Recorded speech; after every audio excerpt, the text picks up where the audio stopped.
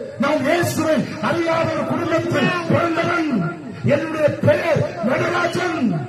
இயேசுவுக்கும் எனக்கும் எந்த சம்பந்தமும் கிடையாது.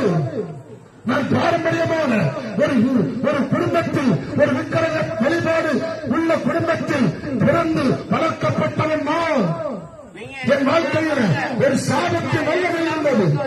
நான் என்னுடைய 16ஆம் வயதில் ஒரு மிகப்பெரிய ஒரு குடிகாரனாயிருந்தேன். குடிக்காம என்ன இருக்க முடியாது.